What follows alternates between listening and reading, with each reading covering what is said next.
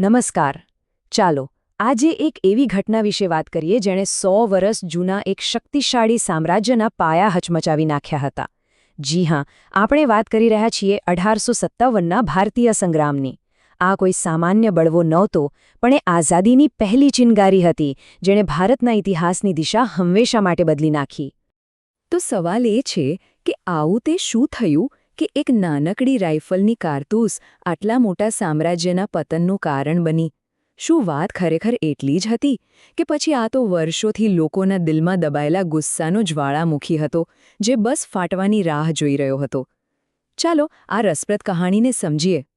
જુઓ, 1857નો આ વિસ્ફોટ કોઈ એક દિવસમાં નહોતો થયો.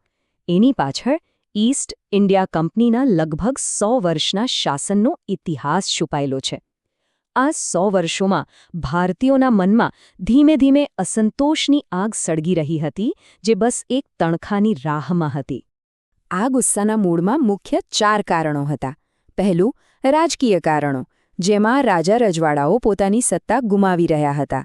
બીજું, આર્થિક શોષણ, જેનાથી ખેડૂતો અને કારીગરો બરબાદ થઈ રહ્યા હતા. ત્રીજું, લોકોને એવો ડર લાગવા માંડ્યો હતો કે અંગ્રેજો એમનો ધર્મ અને સંસ્કૃતિ ભ્રષ્ટ કરી દેશે.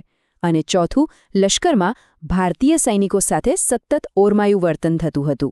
આ બધાએ મળીને એક વિસ્ફોટક માહોલ તૈયાર કરી દીધો હતો.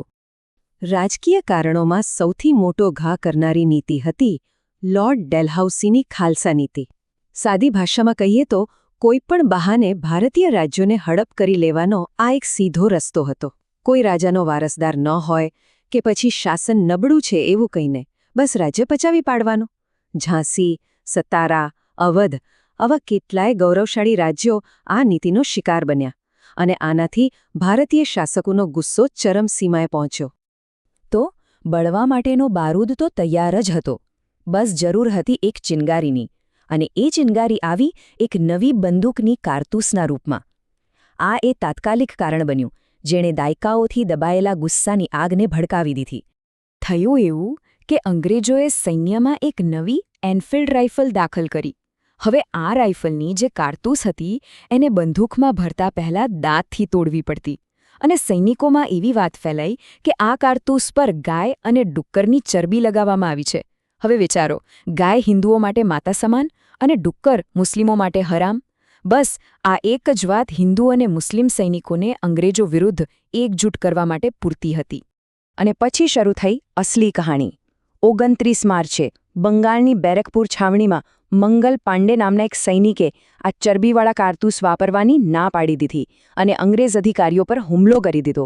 અંગ્રેજોએ ઉતાવળમાં માત્ર 10 જ દિવસમાં 8 એપ્રિલે એમને ફાંસી આપી દીધી. પણ મંગલ પાંડેની શહાદત એળે ન ગઈ. એમની શહીદીએ આગ લગાડવાનું કામ કર્યું અને 10 મેના રોજ મેરઠમાં હજારો સૈનિકોએ બળવો પોકાર્યો અને દિલ્હી ચલોના નારા સાથે દિલ્હી તરફ કૂચ કરી. મેરઠથી શરૂ થયેલી આ ક્રાંતિની આગ એટલી ઝડપથી ફેલાઈ કે જોતજોતામાં લગભગ આખું ઉત્તર અને મધ્ય ભારત એની લપેટમાં આવી ગયું. દિલ્હી, કાનપુર, લખનૌ, ઝાંસી, બિહાર આ બધા વિસ્તારો આ મહાન સંગ્રામના મુખ્ય કેન્દ્રો બન્યા. આ સંગ્રામે આપણને ઘણા મહાન નાયકો આપ્યા, પણ રાણી લક્ષ્મીબાઈની વાત જ કંઈક અલગ હતી. એમની વીરતા એવી હતી કે એમને હરાવનાર અંગ્રેજ જનરલ હ્યુ રોઝે પણ કહેવું પડ્યું હતું કે અહીં લડી રહેલા બળવાખોરોમાં જો કોઈ એકમાત્ર મર્દ હોય તો તે ઝાંસીની રાણી છે. ચાલો એક ઝડપી નજર કરીએ કે કયા મેદાનમાં કોણ લડી રહ્યું હતું.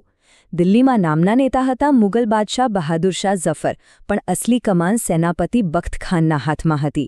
કાનપુરમાં નાના સાહેબ અને તાત્યા ટોપેએ મોરચો સંભાળ્યો હતો. લખનૌમાં બેગમ હઝરત મહેલ, ઝાંસીમાં ખુદ રાણી લક્ષ્મીબાઈ અને બિહારના જગદીશપુરમાં તો 80 વર્ષના કુંવરસિંહે અંગ્રેજોને હંફાવ્યા હતા. આપણે દિલ્હી, ઝાંસી અને કાનપુરની વાતો તો બહુ સાંભળીએ છીએ, પણ શું તમને ખબર છે કે 1857ની આ જ્વાળા આપણા ગુજરાત સુધી પણ પહોંચી હતી? ભલે અહીં સંઘર્ષ મોટા પાયે નહોતો થયો, પણ ગુજરાતના વીરોનું બલિદાન કોઈનાથી ઓછું નહોતું. મધ્ય ગુજરાતના ચરોતર પ્રદેશમાં આણંદના એક મુખી હતા ગરબડદાસ પટેલ.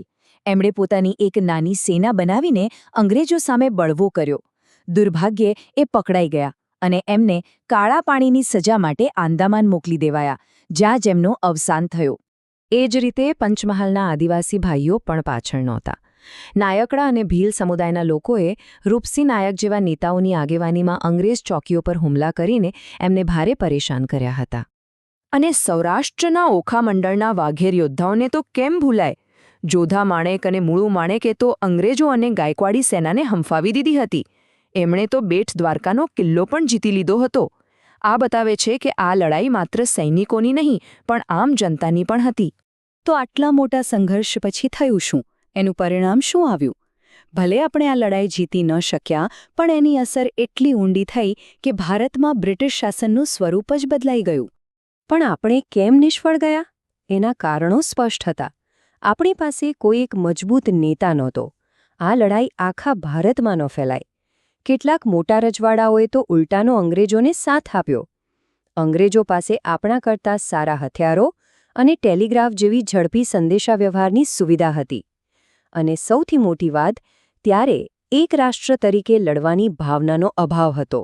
ભલે સંગ્રામ નિષ્ફળ રહ્યો, પણ એનું એક એવું પરિણામ આવ્યું જે કદાચ કોઈએ વિચાર્યું નહોતું.